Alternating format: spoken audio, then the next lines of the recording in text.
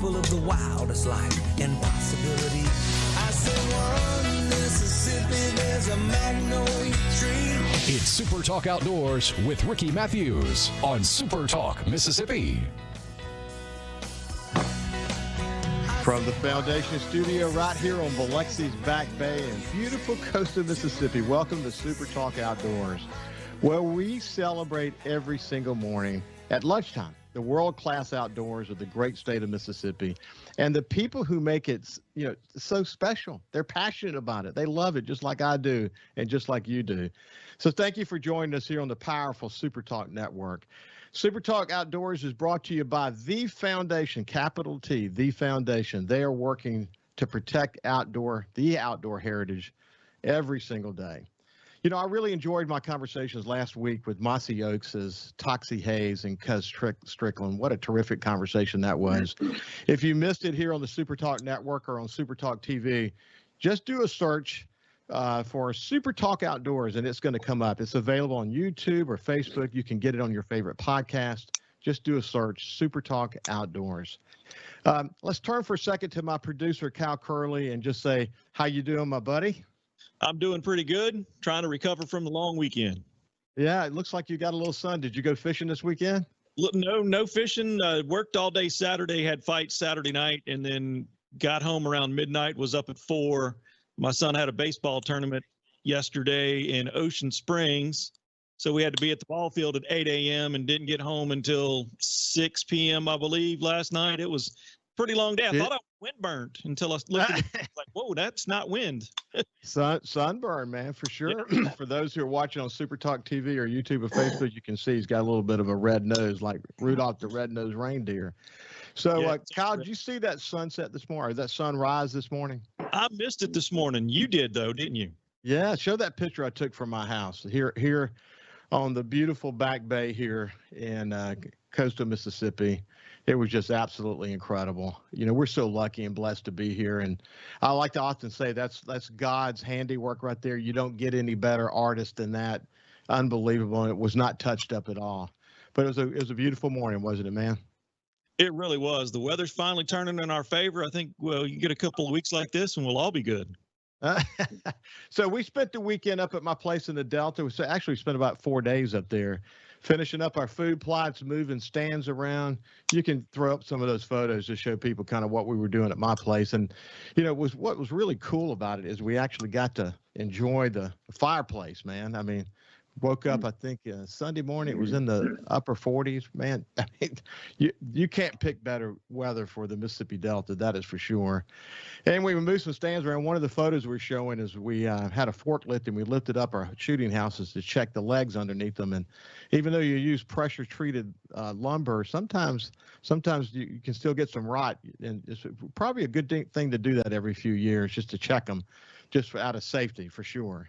But anyway, Cal, have a great day. Thank you for all you do for this show, man. You bet. I appreciate it. Yeah, there he is. Okay. So anyway, we're gonna turn for a second to two of my dear friends and have a reason for bringing them in that's very specific to this show. As you know, the song One Mississippi by Steve Azar, singer-songwriter Steve Azar, the music and cultural ambassador for the state of Mississippi and host of In a Mississippi Minute here on Super Talk. One Mississippi is now the theme song for Super Talk Outdoors. And I want to welcome my friend Steve Azar to the show and Governor Phil Bryant, the former governor of the state of Mississippi, who commissioned that song. And we're going to talk about that here in just a second. But good morning, guys. Morning, Ricky. Always let the governor go first. My man. The wonderful man. You do. Steve. He was. I just always enjoy listening to Steve Azar and Ricky Matthews show. Thank you, Ricky, for this wildlife show. It was badly needed. No, thank you, man. I appreciate it. I mean, when I say world-class outdoors, we have some of the best hunting and fishing and just enjoyment of the outdoors in the world here, don't we, Governor?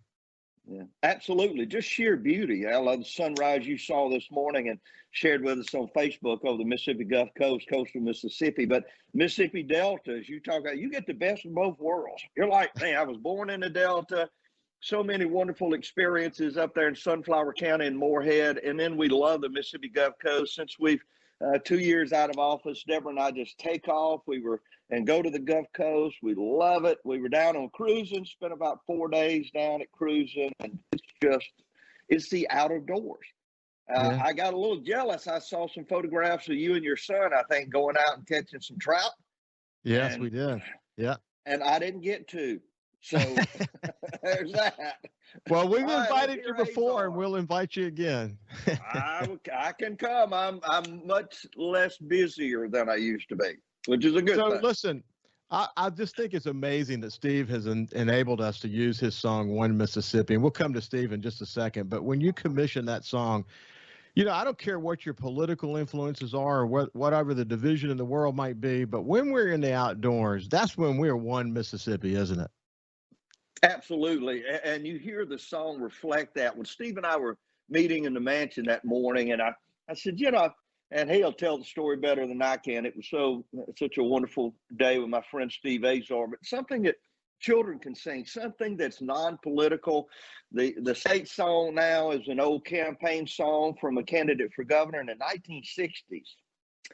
I'm not sure that's exactly the image that we want for modern Mississippi. It doesn't talk about the great outdoors, which is truly what we are.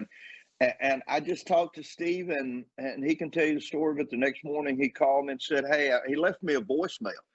And he said, I'm just having coffee, and I thought I'd try this out. What do you think? And I was standing up, fist pumping, like, that's it. He just absolutely is the genius. We do outdoors and we do music. Yeah. Arts and entertainment in Mississippi. And the guy you're about to talk to is the cultural ambassador that wrote, I think, the song for Mississippians that all Mississippians can enjoy. I hope Mississippians it becomes the state song for the state. Steve, that song means a whole lot to you, doesn't it, buddy? Well, let me tell you what. First of all, you get no song without great inspiration. And there's two songs in my life that I remember. And one is a song that a lot of people that aren't deep Azar fans, wherever they are, they know my song, Empty Spaces. My dad had a dream that he saw himself as an infant. And he said he noticed in his heart and soul there were nothing, they were totally empty. And then he said he thought he got up, but he didn't.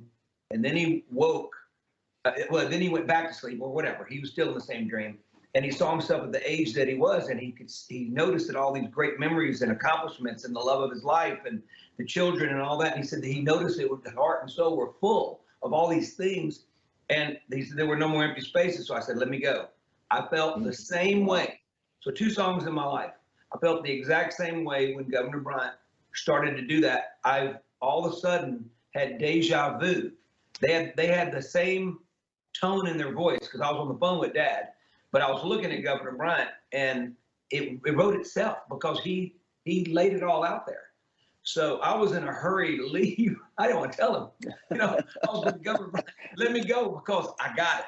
Because when he said what every child could sing, and there's a correlation to there. My dad and mom raised me where it wasn't even a thought about race. We were all living together, going to church together, going to school together. Dad's friends came from all walks and all ethnicities, all religions, and it was never even a thought that you brought it up. So it's almost like life had prepared me for that moment with Governor Bryant, and it was a real honest moment. There wasn't me having to be contrived or anything. It was me just everything I'd learned from a great past, from great parents, great friends, great community, our great Mississippi, the great Delta. I've always seen the positives, and the negatives just you know what I mean? It's like making double bogey on a golf course. Now I see the double bogeys now, but a great golfer just lets it blow off and he notices the birdies and eagles, I just noticed the beauty. And so Governor Bryant is absolute, and he wanted it to be non-political, and he wanted it to be and he wanted it for kids. And so the new version with kids, to me, says it all. Yeah, I'm actually going to post that. I'll post that on the SuperTalk Outdoors Facebook page so people can take a look at it. We'll also put it on the YouTube channel so people can see the full version of One Mississippi, where the chorus is sung by kids, and it's just incredible. And we will have missed an opportunity if that hadn't become the state song. But when you heard it for the whole song for the first time, Governor, what did you think? Yeah, I got emotional.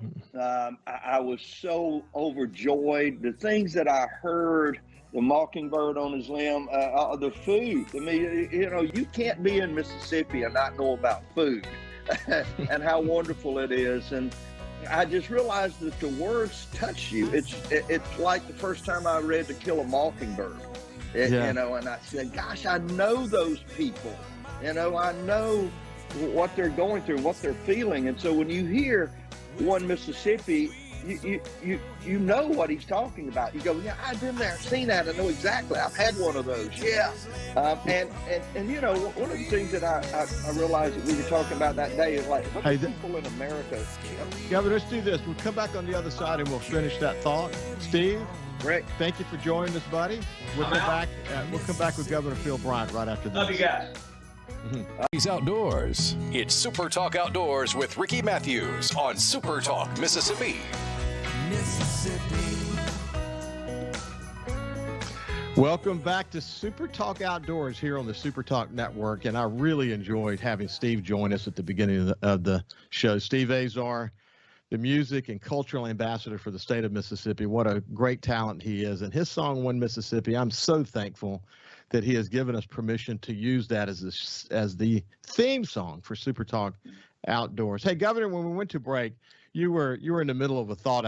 We had a hard stop, unfortunately, but let's finish this. We really are so lucky to have someone like Steve who's able to commit so much energy to representing the best of this great state, aren't we?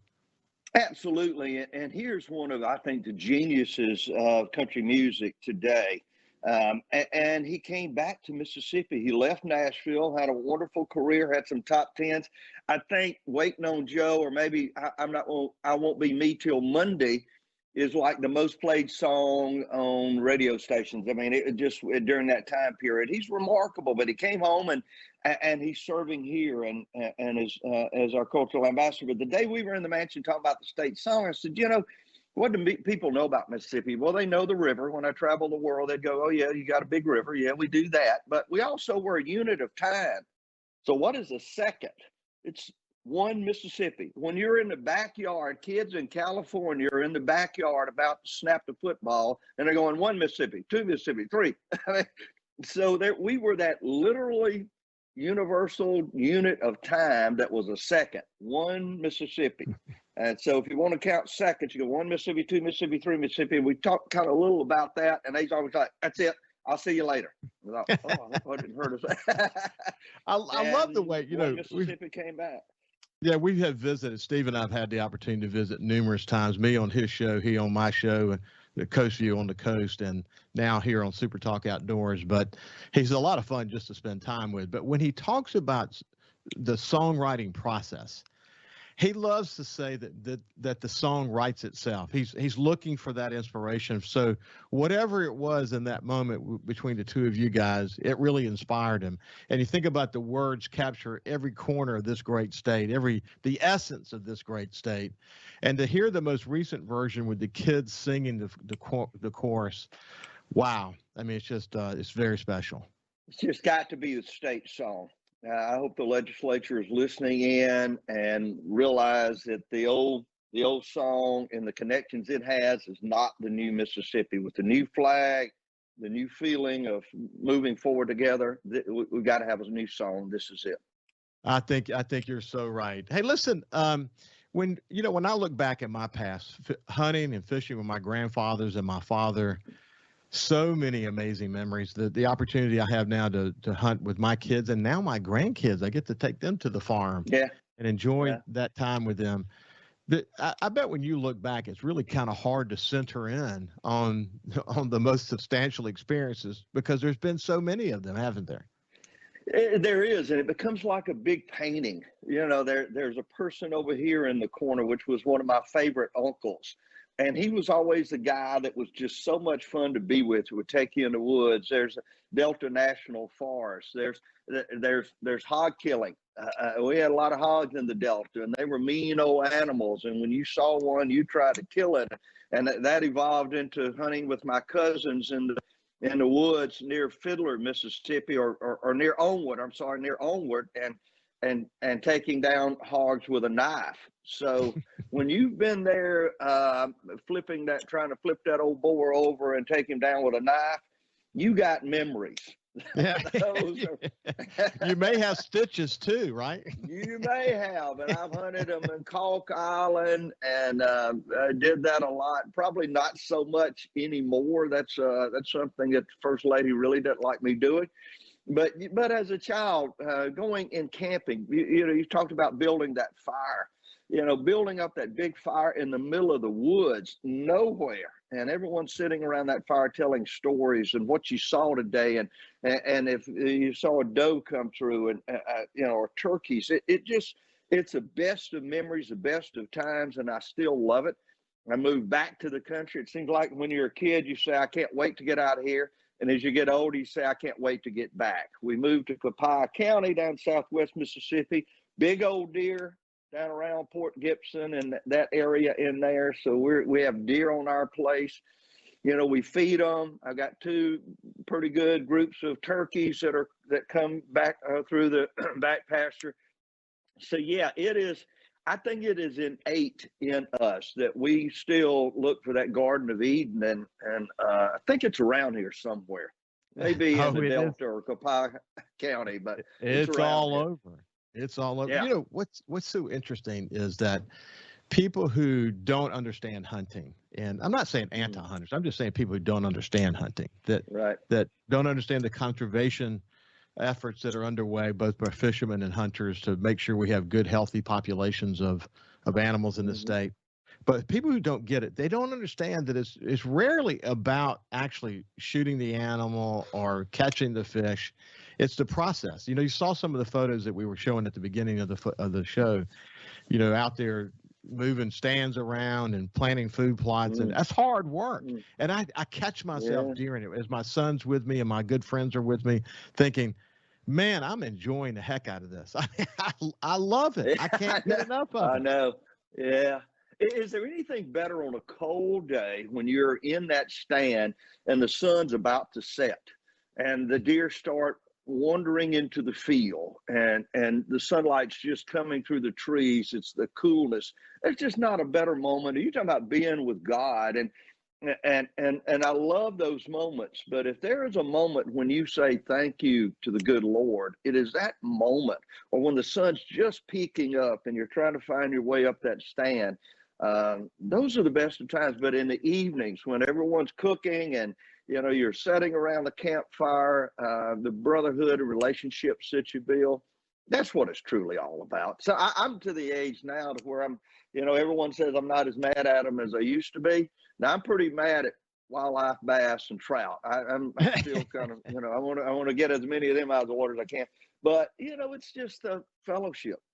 It's being there, not so much the hunt for me anymore. I got a call from a really good friend of mine, Chris. I'll just leave it at that. Chris, whose father passed away recently, and he was bow hunting, and he was bow hunting with his father's bow. And he said in that moment this weekend, he had never been closer to his father since his father's death. That this opportunity, all the memories, that's what it's all about. And I think about my father often, who unfortunately passed away when I was a little bit younger. But there's a divine intervention, or maybe a guardian angel in them that helps us know that everything is okay when we're in that moment. You relate to that, don't you? Absolutely. And those early days are always about your dad.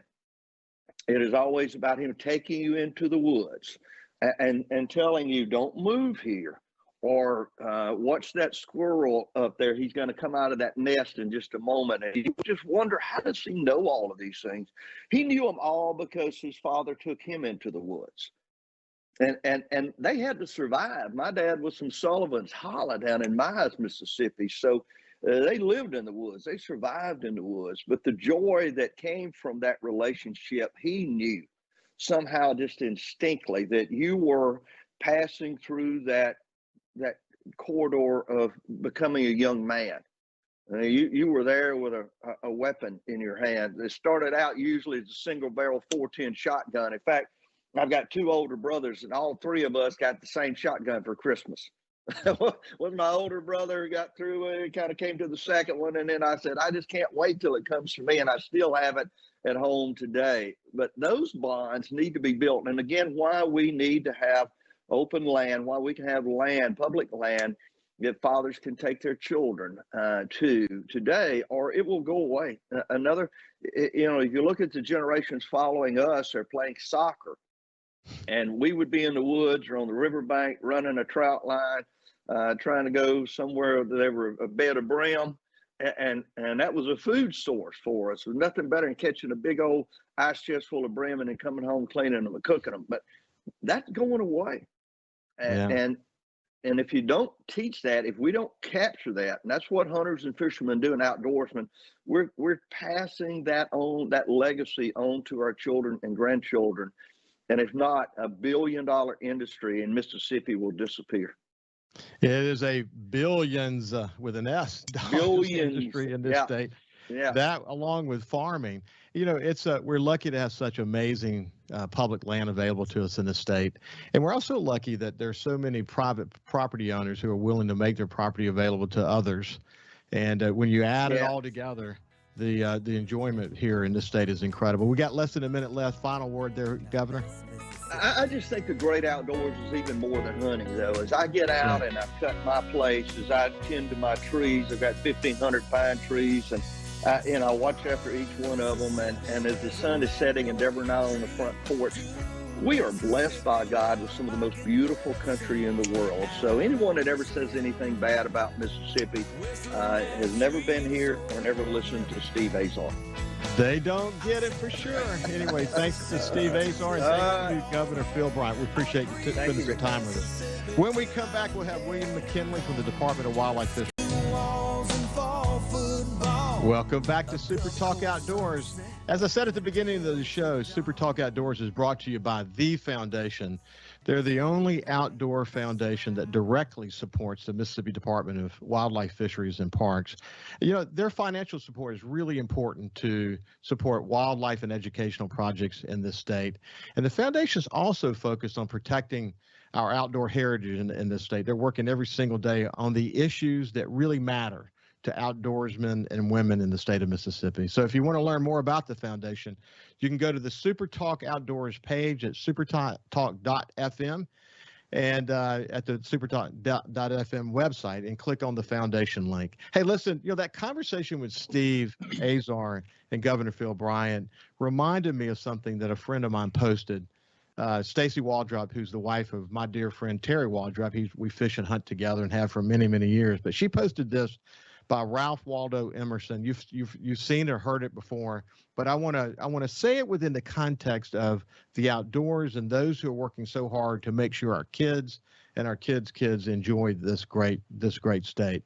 And here's what it said: to laugh often and much, to win respect of the intelligent people and the affection of children, to earn the appreciation of honest critics and endure the betrayal of false friends, to appreciate beauty, to find the best in others, to leave the world a bit better, whether by a healthy child, a garden patch, or a redeemed social condition. To know even one life has breathed easier because you lived, this is to have succeeded. That is Ralph Waldo Emerson. I just thought that applied so well. Anyway, if you enjoy the outdoors, you know the department well, but the Department of Wildlife, Fisheries, and Parks has the primary responsibility in this great state for hunting and fishing and shooting sports and conservation. So I'm really thrilled to have someone from the department now, and someone I've been really looking forward to having a conversation with, because I've known and read his words for many, many years. But it's William McKinley, and he runs the deer program at the department. He's called the Deer Program Coordinator, and he's been that for several years. Anyway, William, welcome to Super Talk Outdoors. Thank you, Ricky. I'm glad to be here. It's good to see you. So you get to follow the governor and Steve Azar. Yeah, I feel unworthy. Very much so. Well, we save the best for last for sure. You have such an important program and a role at the department. You've been with the department since 2001, but you've had the outdoors in your blood your whole life, haven't you? I have. I had a passion from being a little boy running around the yard with a BB gun and probably doing a few things I probably wasn't supposed to, but not only a passion for chasing wildlife, but for studying it as well. I remember back, my grandmother lived right beside us and had a bunch of Encyclopedia Britannicas. You and I are old enough to remember those. That kind of falls by the wayside to a lot of people these days, but that was our internet. And when I would shoot something or find something, I would go thumb through those 21 encyclopedias looking for that critter in it, hoping I could find it. So I always wanted to study stuff. Well, that brings back a great memory for me. Boy, did we all have those encyclopedias. And I remember starting with the A and working my way through. And I learned a lot about the world reading those encyclopedias. But what a great memory that conjured up for me. But the outdoors in Mississippi, I know that every state has an appreciation for their outdoors, but when people come here and really focus on this incredible natural resource, whether we're talking about the barrier islands off the coast of Mississippi or the Mississippi Delta or the hills of Northeast Mississippi, man, this is really world class, isn't it? It is. We have one of the greatest natural resources, I would say, in the country. For sure in the Southeast. I'm really proud of the deer herd we have, the turkey flock, the game and non-game, the fishing. I know Louisiana likes to tout as being the sportsman's paradise, but why do so many Louisiana people try to come over here to hunt and fish? Hey, listen, I've got a really dear friend, Lance Reynolds, who works out of Port Fourchon, and he's from Louisiana, and he hunts with me in the Mississippi Delta. And you're right, they flock to Mississippi to hunt, don't they? They do. They do. So I've got hunting ground in Shula and Mentor City, and then outside of Greenwood between, say, Sidon and Black Hawk and Greenwood, sort of in that basic area, 3 different farms. And man, I tell you, we love it there.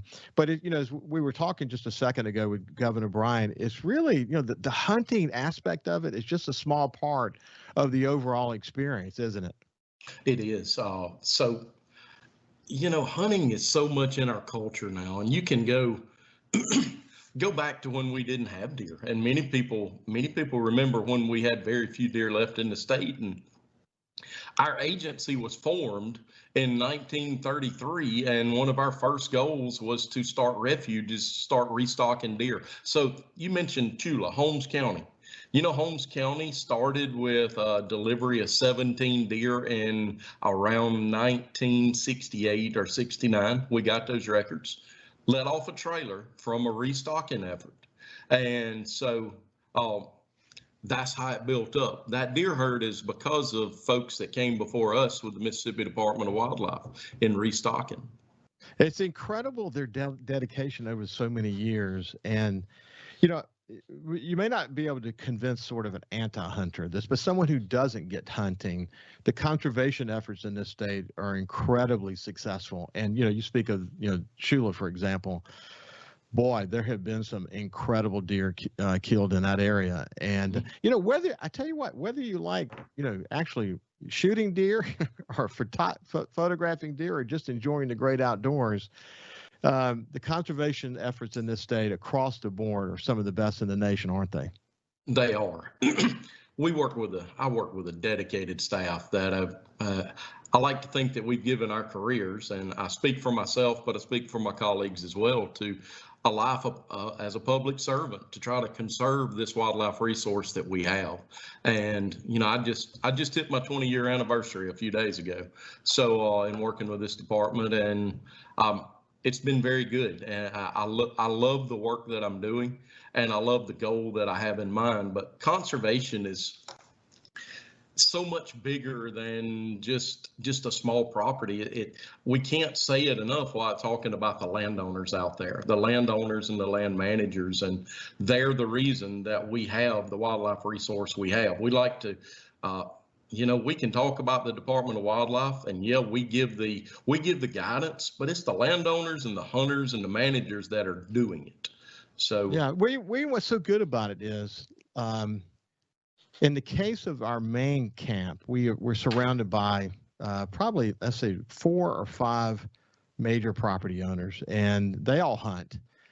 But because of the work that you've done, you became the deer program manager in 2003. So because of the work that you've done over so many years, we've all got a language we can speak, that we sort of understand the language. We know when we're talking about the age of deer or certain requirements that we're shooting for in terms of how we manage. When we're talking about the doe population, et cetera.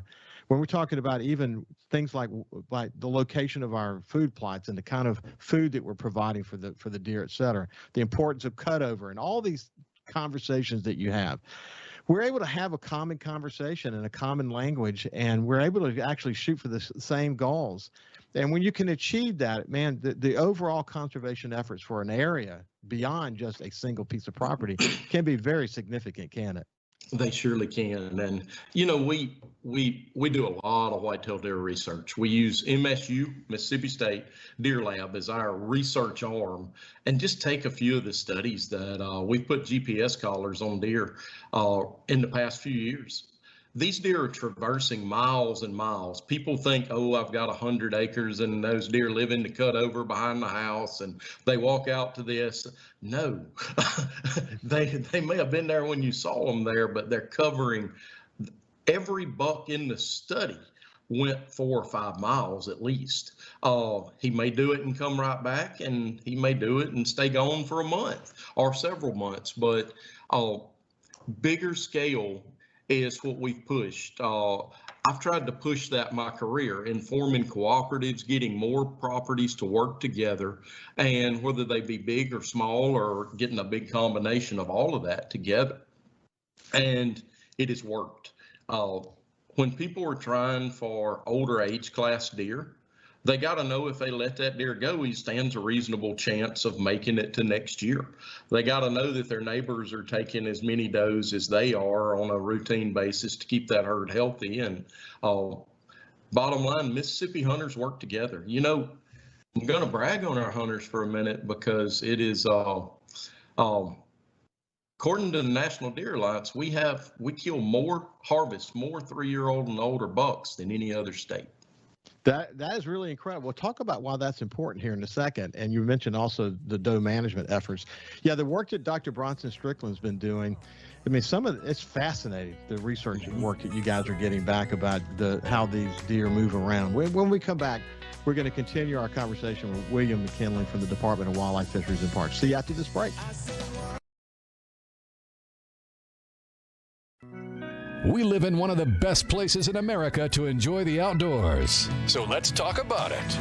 It's Super Talk Outdoors with Ricky Matthews on Super Talk, Mississippi. Welcome back to Super Talk Outdoors. Thank you so much for joining us here on the Super Talk Network. Brought to you by the Foundation. They're working so hard to protect our wildlife and outdoors legacy here in the state of Mississippi. We're having a conversation with William McKinley, who's the Deer Program Coordinator for the Department of Wildlife, Fisheries, and Parks. And you know what? Some of the best conversations on this show happen during the break. That's just the reality. William and I were just sharing notes about management practices and whatever. But gosh, man, first of all, as you pointed out, conservation efforts started many years ago because of so many dedicated people at the department. But as people learn more about how this all works, I mean, I would say that our efforts more recently have really begun to pay off because of the point you made before we went to break about the number of 3- and 4-year-old deer that we're harvesting. We're not harvesting these young deer like we did before. Talk about why that's important and what that means to us. Well, I've seen deer management shift so much just in my career. And if I could go back to when I harvested my first deer when I was 7, sitting beside my dad on a sawdust pile, it was any legal buck.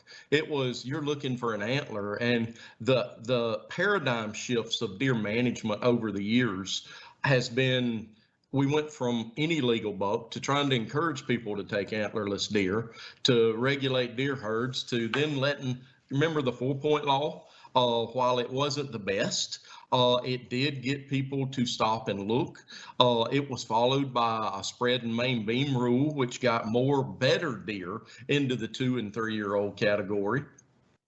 And what we've seen is a gradual shift of, wow, this is working. And you got even smaller landowners begin to pass, people hunting 20 or 30 acres begin to pass legal deer. And that's just almost unheard of in most states. It is. And that's just testament to Mississippi hunters. They're putting more emphasis on conservation. Now that conservation circles back, and good deer management is good for quail. It's good for rabbits. It's good for songbirds. It's good for turkey. So as we make a big circle in conservation, getting people interested in conserving one species tends to help others. So you spent a career talking about wildlife practices and what it takes to maintain a healthy herd. One of the biggest debates out there is about when to shoot does. What's your thought about that? Oh, well, it depends on how many you're needing to take off a property. And getting the number is more important than the timing. So if you're down to not having to take very many, I like to take them early. I like to focus doe harvest. I mean, I was one of the biggest proponents of the 12-day doe-only antlerless season, the antlerless primitive weapon season we have before gun season. And I encourage hunters to take advantage of that season. It's in most of the state. So that gives hunters the opportunity to not be tempted on a buck and to go out and get those does out early. I do put the caveat.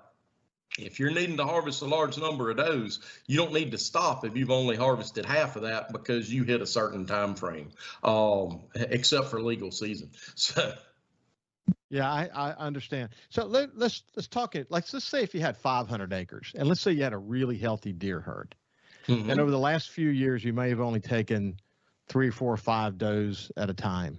What should you actually be taking off of, again, a really healthy piece of property? What should you be taking? I generally target on most ground in Mississippi a doe per 50 to a doe per 75 acres. Yeah. So that's kind of a general rule. And lower density deer herds will drop to a doe per 100 acres. And we have hit properties where we encourage doe harvest to be suspended for a bit. But it's very site specific, and I got to plug our deer management assistance program there that we provide on-site guidance. We got private land biologists that'll come to your property for no cost and give you a site visit, give you recommendations, and help you make those tougher deer management decisions, like how many does should we be harvesting. So we're looking at, as a short time we have left, we're looking at a really good year, aren't we? We're looking at a fantastic year. The only thing, I always try to look at the downside of it, but we have so much food that I'm just afraid that it may be tough to get deer to move a lot. We need some cold weather, but we've had abundant rain. We've got a good acorn crop. We have wonderful soft mass. The persimmon crop is better than I've seen in my entire career. Deer are healthy. We have had some blue tongue this year, hemorrhagic disease, statewide. So people may see a sick deer here and there. We want them to report those, please. We keep record of that. But overall, deer are very, very healthy. It's looking like a great year. Certainly on the land we manage, it looks like a great year as well. But look, William, it has been a pleasure to meet. You're a great guy. You've done such incredible work there at the department over so many years. We're going to have you back in a couple of weeks and just kind of check in. What are we hearing through the bow season? We're getting ready to start the gun season. What are the early data starting to tell you? So it's been a pleasure to spend some time with you this morning, my friend. I thoroughly enjoyed the visit.